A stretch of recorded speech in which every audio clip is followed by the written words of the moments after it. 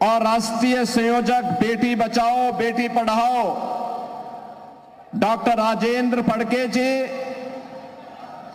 और मेरे संसद के मित्र उच्च शिक्षित कैंसर सर्जन, आपके मेंबर ऑफ पार्लियामेंट और इस चुनाव में फिर भारतीय जनता पार्टी और एनडीए के प्रत्याशी डॉक्टर सुभाष जी भामरे और इस धुलिया पार्लियामेंट्री कॉन्स्टिट्यूंसी से जुड़े हुए मेरे सभी उपस्थित बहन और भाइयों, धुले की आराध्य एक बीरा माता के चरणों में बारंबार मैं प्रणाम करता हूं। बहनों और भाइयों, इस पावन धरा को छत्रपति शिवाजी महाराज की जन्मस्थली होने का सौभाग्य प्राप्त है। शिवनेरी जो हर भारतीय के लिए एक ऊर्जा का पुंज है और इसीलिए मैं महाराष्ट्र की इस पावन धरा को कोटि कोटि नमन करता हूं। इस धरा ने भारत के संविधान के निर्माता बाबा साहब डॉक्टर भीमराव अंबेडकर को, सामाजिक न्याय के पुरोधा महात्मा फुले को, महिला सशक्तिकरण की साक्षात प्रतिमूर्ति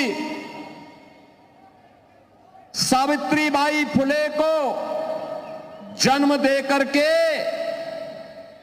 भारत को एक नए भारत की दिशा में अग्रसर करने का मार्गदर्शन दिया है। और हिंदू धर्म रक्षक स्वराज के अभियान के नेतृत्वकर्ता छत्रपति संभाजी महाराज की इस पावन धरा को, और जिस पावन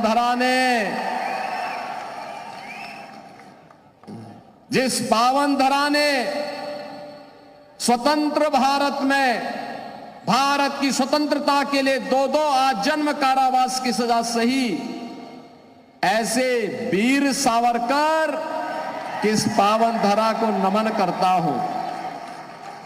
स्वतंत्र भारत में हिंदुत्व की ध्वजा पताका को सदैव जीवंत रखने वाले सरदेव बाला साहब ठाकरे को भी मैं नमन करता हूं। बहनों और भाइयों, मैं जब यहां पे आता हूं, यहां के बारे में सुनता हूं, मुझे बहुत आश्चर्य होता है कि छत्रपति शिवाजी महाराज की पावन धरा में जब इस देश में मुगलों का आतंक था, उनका वर्चस्व था, उस कालखंड में छत्रपति शिवाजी महाराज ने हिंदवी स्वराज की स्थापना की थी। उस कालखंड में जब औरंगजेब हिंदुओं पर जजिया कर लगा रहा था और जो कर नहीं दे सकता था उसका जबरन मतांतरण करा रहा था, उस कालखंड में औरंगजेब के दंभ को चकनाचूर करके छत्रपति शिवाजी महाराज ने हिंदवी स्वराज का झंडा बुलंद करने का काम किया था और हिंदुस्तान के माथे को गर्व के साथ ऊपर उठाने का कार्य किया था। लेकिन मुझे आश्चर्य होता है मुझे इस बात को लेकर के। मैंने सुना है कि कांग्रेस के प्रदेश के अध्यक्ष यहां आए थे और अपने संस्कारों के अनुरूप कह रहे थे कि कांग्रेस की सरकार आएगी तो राम मंदिर को धुलवाएगी। अरे यूपी की जनता तुम्हें उस लायक ही नहीं छोड़ेगी कि अयोध्या पहुंच भी पाओगे। अयोध्या में राम मंदिर का निर्माण भारत की 140 करोड़ लोगों की भावना का प्रतीक है। भारत के अंदर जब हमारा महाराष्ट्र देश के अंदर के सभी लोग मिलकर के मोदी जी के नेतृत्व में अपने वोट की कीमत को समझे हैं और मोदी जी का यशस्वी नेतृत्व उन लोगों ने स्वीकार करके मोदी जी को भारत का प्रधानमंत्री बनाया, तब कांग्रेस के कलंक को समाप्त करते हुए मोदी जी ने अयोध्या में राम मंदिर के निर्माण का मार्ग प्रशस्त किया है और आज तो अयोध्या में रामलला विराजमान हो गए हैं। मैं तो अयोध्या से ही आया हूं। कल ही मैं राम मंदिर को धुलवाएंगे। रामलला इनको इस लायक ही नहीं छोड़ेंगे कि इनकी सरकार आए। वो नौबत ही नहीं आने वाली है। 4 चरणों के चुनाव संपन्न हो गए। 5वें चरण में आपको मतदान करना है बहनों और भाइयों। और मैं भी कह सकता हूं पूरे देश के अंदर जो नारा गूंज रहा है, एक ही स्वर है, एक ही स्वर है और हर ओर से एक ही नारा गूंज रहा है और वह है कि फिर एक बार, फिर एक बार, फिर एक बार और अब की बार, अब की बार। तो जब ये नारा भाजपा के लोग, एनडीए के लोग लगाते हैं तो विपक्ष को लगता है कि उनके पैरों के नीचे की जमीन चली गई। वे पूछते हैं कैसे होगा, तो जनता से पूछते हैं तो जनता जनार्दन उन्हें क्या जवाब देती है? जनता जनार्दन भी जवाब देती है कि जो राम को लाए हैं, जो राम को लाए हैं और मोदी जी राम को लाए हैं तो मोदी जी फिर से आएंगे। कोई संदेह नहीं, कोई संदेह नहीं होना चाहिए बहनों और भाइयों। मैं तो आज आपसे कहने के लिए आया हूं, चुनाव के बहाने चंद्रशेखर बावनकुले जी मुझे यहां लेके आ गए। वैसे गालना में हमारा आश्रम है, हमारे मेरे गुरु भाई योगी बिलासनाथ जी वहां विराजमान होते हैं और मैंने कई बार प्रयास किया, लेकिन बहनों और भाइयों इसी बहाने मैंने कहा चलो मैं चलता हूं। इस बार मैं जाऊंगा तो मालेगांव के अपने भाइयों को, धुलिया के अपने बंधुओं को, सबको मैं, बहनों और भाइयों को मैं आज अयोध्या में प्रभु राम लला के दर्शन करने के लिए आमंत्रण जरूर दूंगा। बहनों और भाइयों, भारतीय जनता पार्टी आज भारत को आत्मनिर्भर और विकसित भारत बनाने के संकल्प के साथ इस चुनाव में उतरी है। गरीब भूख से मरता था, किसान आत्महत्या करता था, नौजवान पलायन करता था, बेटी और व्यापारी सुरक्षित नहीं थी और हर हिंदू पर्व और त्योहार के पहले दंगे हो जाते थे। यही होता था ना। लेकिन बहनों और भाइयों 14 के बाद कैसे परिवर्तन हुआ है।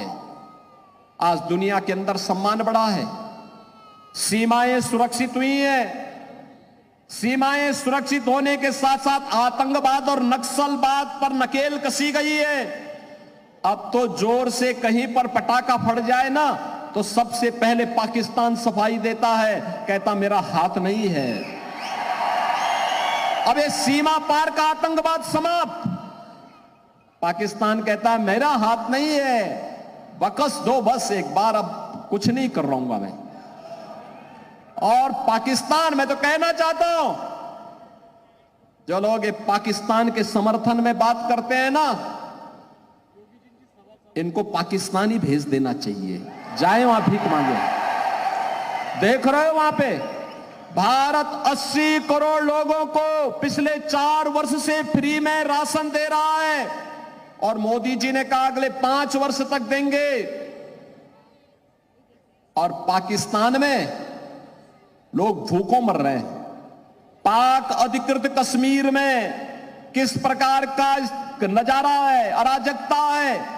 लोग 1 किलो गेहूं के लिए लड़ रहे हैं, आटा के लिए लड़ रहे हैं, आपस में मारपीट कर रहे हैं, आगजनी हो रही है, तोड़फोड़ हो रही है। और मैं तो कहूंगा इन पाकिस्तान परस्तों से जाए पाकिस्तान में भीख मांगे, पाकिस्तान में कंगाल बन करके वहां पर इनके दिमाग ठिकाने न लग जाए तो अपने आप ठीक हो जाएंगे। बहनों और भाइयों, खाएंगे भारत के अंदर और जो गाएंगे पाकिस्तान का, उनके लिए हिंदुस्तान में कोई ठिकाना नहीं होना चाहिए, कोई ठिकाना नहीं होना चाहिए। जो लोग कहते हैं मोदी जी ने क्या किया है, बहनों और भाइयों, उनको सबसे पहला जवाब दीजिए, उनको सबसे पहला जवाब दीजिए कि जितनी पाकिस्तान की आबादी है उससे ज्यादा लोगों को मोदी जी ने 10 वर्ष में गरीबी रेखा से उभार करके खुशहाल जीवन जीने के लिए एक मार्ग प्रशस्त किया है। उनको बताइए, पाकिस्तान की आबादी 23 करोड़ और मोदी जी ने 25 करोड़ लोगों को गरीबी से उभारा है। यह है नया भारत। बहनों और भाइयों, आयुष्मान भारत 60 करोड़ लोगों को 5 लाख रुपए की सुविधा, और मोदी जी ने कहा है कि 70 वर्ष से ऊपर के हर एक वृद्ध नागरिक को, वृद्धजन को 5 लाख रुपए प्रतिवर्ष आयुष्मान भारत की सुविधा उपलब्ध। योजनाओं को यहां पे लेकर के आने का काम करता है। एक तरफ यह भारत और दूसरी तरफ कांग्रेस के नेतृत्व में इंडी गठबंधन। बहनों और भाइयों, एक बात बताऊं मैं आपको, ये जो कांग्रेस है ना, हमें एक गफलत छोड़ देनी चाहिए कि ये कांग्रेस महात्मा गांधी वाली कांग्रेस है। ये महात्मा गांधी वाली कांग्रेस नहीं है। ये कांग्रेस वह कांग्रेस नहीं जिसको सरदार पटेल ने, लोकमान्य तिलक जी ने जिस कांग्रेस को नेतृत्व दिया था। ये कांग्रेस सोनिया कांग्रेस है, सोनिया कांग्रेस, राहुल कांग्रेस है।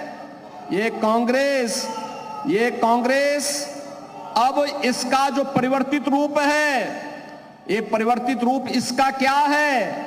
ये परिवर्तित रूप है, यह अपने आप तो कुछ कर नहीं सकती, इसने किया भी नहीं है, ये करना भी नहीं चाहती है, लेकिन यह इसका जो घोषणा पत्र है, इलेक्शन मैनिफेस्टो जो इन्होंने जारी किया है, अगर इनके इलेक्शन मैनिफेस्टो को अगर आप देखेंगे तो बहनों और भाइयों आपको लगेगा कि ये मुस्लिम लीग का मैनिफेस्टो है, कांग्रेस का नहीं लगेगा। दूसरा, इस पे इसने जो घोषणाएं की है, ये कहती है 2-3 चीजें इतनी खतरनाक हैं। पहला, यह अनुसूचित जाति, जनजाति और पिछड़ी जाति को मिलने वाले आरक्षण पर सेंध लगाना चाहती है, और इसके लिए यह आपके आरक्षण के अधिकार को मुसलमानों को देना चाहती है।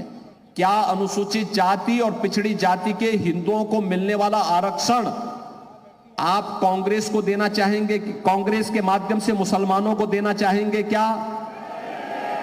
धर्म के आधार पर आरक्षण का विरोध बाबा साहब भीमराव अंबेडकर ने भी किया था। ये लोग बाबा साहब भीमराव अंबेडकर का अपमान करना चाहते हैं। दूसरा, कांग्रेस ने जब यूपीए की गवर्नमेंट थी तब जस्टिस रंगनाथ के अध्यक्षता में कमेटी गठित की थी, और उस कमेटी ने एक रिपोर्ट दी। उस रिपोर्ट में कहा गया कि पिछड़ी जाति को मिलने वाला आरक्षण में से 6% आरक्षण मुसलमानों को देना चाहिए। बीजेपी और एनडीए ने विरोध किया था। बहनों और भाइयों, कांग्रेस की मंशा उस समय हम लोगों ने पूरी नहीं होने दी थी। मैं संसद में था, हम विरोध करते थे, कई दिनों तक विरोध चला। और बहनों और भाइयों, यही नहीं, जब वह उसको लागू नहीं कर पाए तो उन्होंने बैक डोर से फिर जस्टिस राजेंद्र सच्चर की अध्यक्षता में कमेटी गठित की। जस्टिस राजेंद्र सच्चर ने यह व्यवस्था करने का प्रयास किया कि मुसलमानों की कुछ जाति को अनुसूचित जाति में शामिल करके उनको अनुसूचित जाति का आरक्षण दे दिया जाए। हमने तब भी विरोध किया था। हमने कहा बाबा साहब भीमराव अंबेडकर की भावना के विरुद्ध है यह आरक्षण, यह मुस्लिम आरक्षण नहीं हो सकता, हम इसका विरोध करते हैं। और आज कांग्रेस का मैनिफेस्टो फिर से मुस्लिम आरक्षण की वकालत करता है। हमें इसका विरोध करना चाहिए, यह भारत के विभाजन की आधारशिला है। दूसरा, बहनों और भाइयों, कांग्रेस के शहजादे क्या कह रहे हैं? वे कहते हैं मैं एक झटके में गरीबी मिटा दूंगा। उनसे पूछा गया कि गरीबी कैसे मिटाएंगे, कैसे हटाएंगे गरीबी? उसने कहा वेल्थ इमरजेंसी से। यानी इमरजेंसी और कांग्रेस ये दोनों एक दूसरे के पूरक हैं। इमरजेंसी कांग्रेस के डीएनए का पार्ट बन चुका है। वेल्थ इमरजेंसी का मतलब वह आपकी संपत्ति का सर्वे करवाएंगे, संपत्ति का सर्वे करा करके फिर उस पे एक विरासत टैक्स लगाएंगे।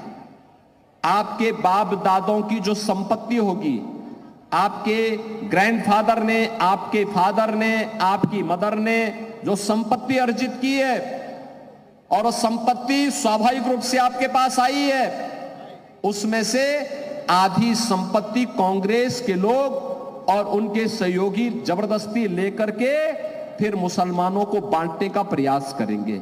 क्या आप इसको स्वीकार करेंगे? क्या इसको स्वीकार करेगा क्या हिंदुस्तान? और बहनों और भाइयों, इसीलिए मैं कहता हूं ये कांग्रेस का विरासत टैक्स या औरंगजेब का जजिया कर है। औरंगजेब की आत्मा घुस गई है कांग्रेस में। और इसलिए बहनों और भाइयों, क्या औरंगजेब को यह देश बर्दाश्त करेगा? क्या महाराष्ट्र बर्दाश्त करेगा? क्या आप इसको स्वीकार करेंगे? क्या?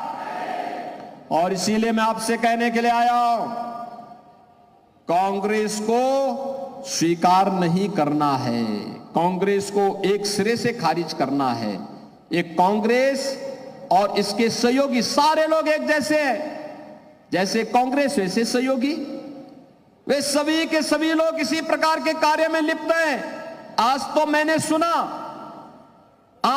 इस बात को देखा, मैं एक समाचार पत्र पढ़ रहा था और समाचार पत्र में मैं देख रहा था कि किस तरीके से इनके द्वारा चुनाव प्रचार किया जा रहा है और चुनाव प्रचार में किस प्रकार की बातों का यहां पर खुलासा किया जा रहा है। यह मैं मुंबई का ही देख रहा था और मुंबई में मैं देख रहा था कि मुंबई में एक प्रत्याशी है, यानी मुंबई ब्लास्ट का 1993 का जो दोषी है, उसका एक अभियुक्त दोषी है इकबाल मूसा, वह इंडी गठबंधन के प्रत्याशी के लिए वोट मांगते हुए दिखाई दिया है।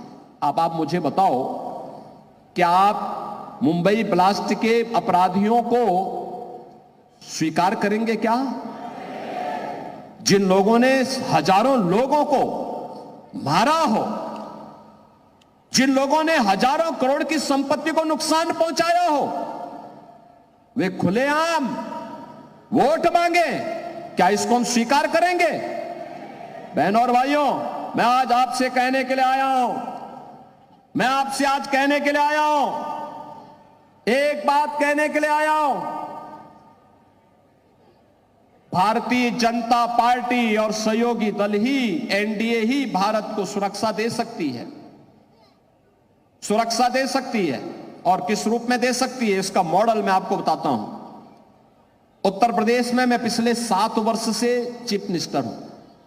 7 वर्ष में उत्तर प्रदेश में तो 6.5 करोड़ मुस्लिम आबादी है। आपने कभी वहां दंगा सुना है क्या?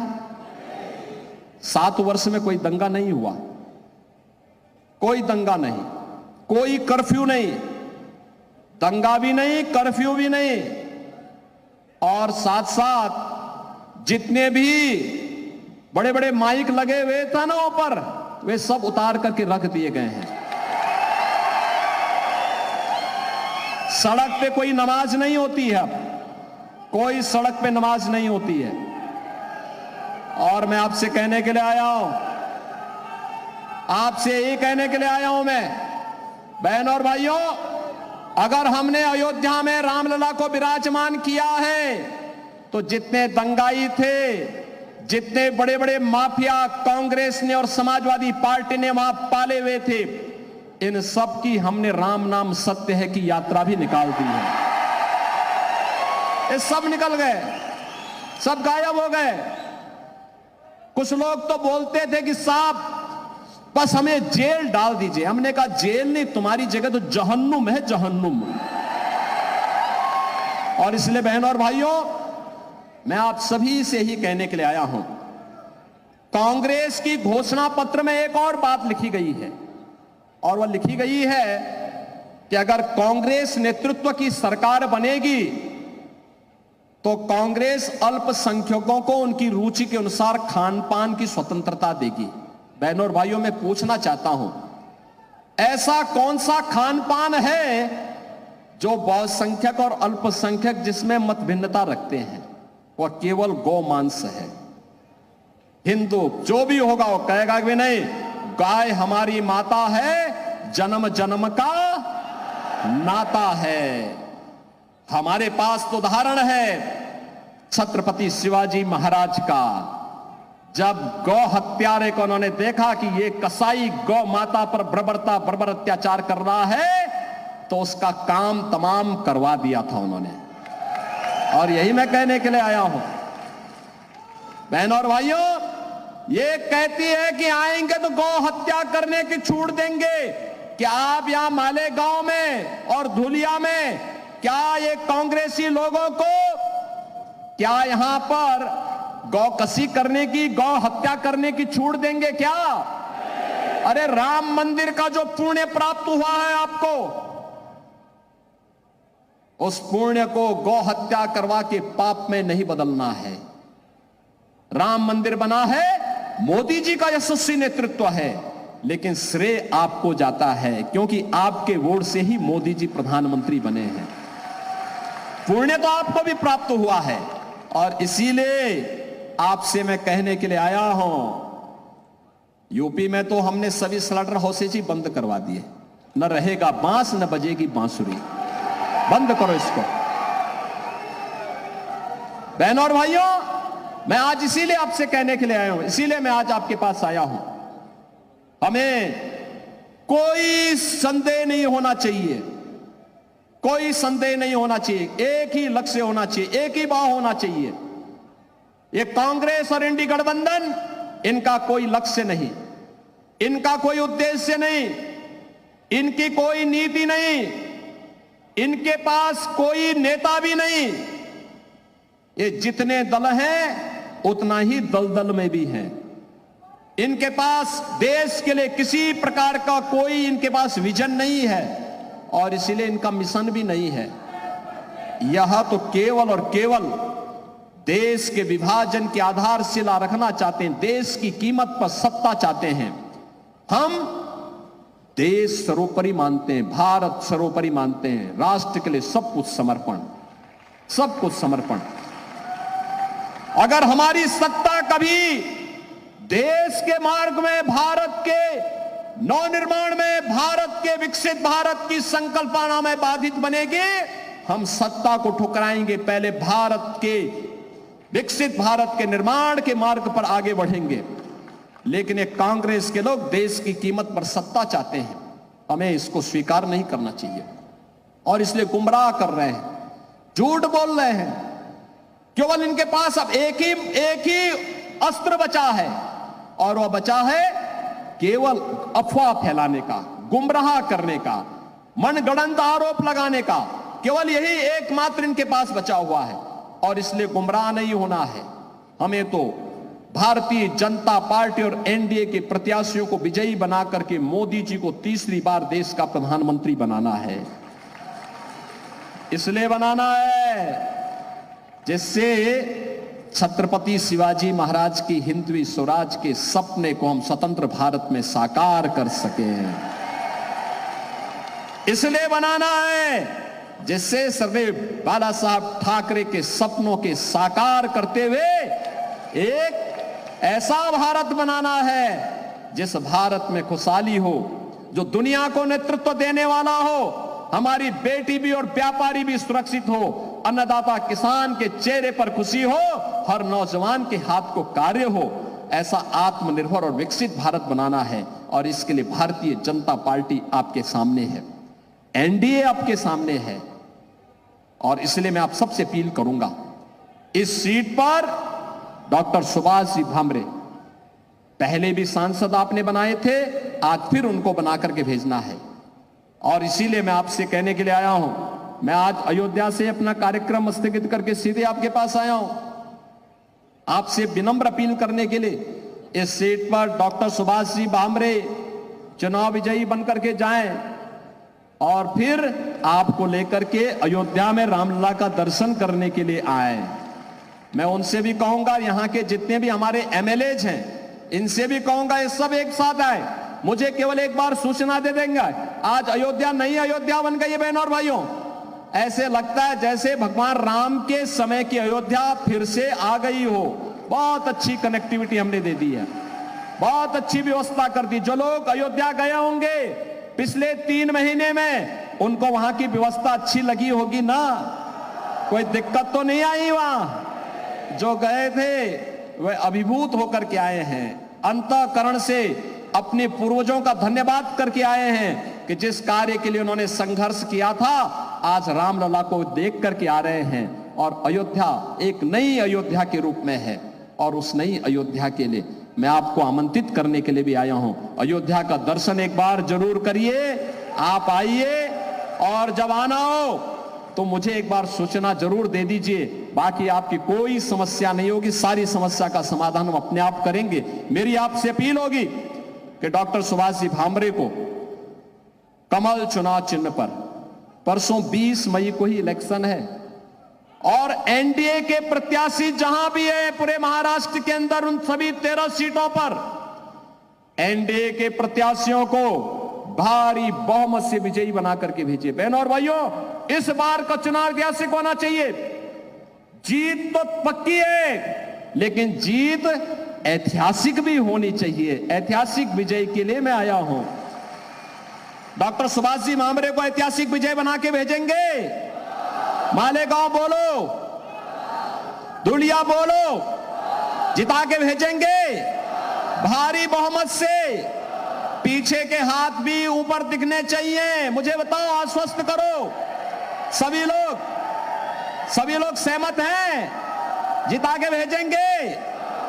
चुनाव के दिन कमल ही कमल दिखना चाहिए, दिखेगा तो फिर मेरे साथ बोलेंगे, भारत माता की, भारत माता की, भारत माता की, छत्रपति शिवाजी महाराज की, छत्रपति शिवाजी महाराज की जय श्री राम, जय श्री राम, जय जय श्री राम।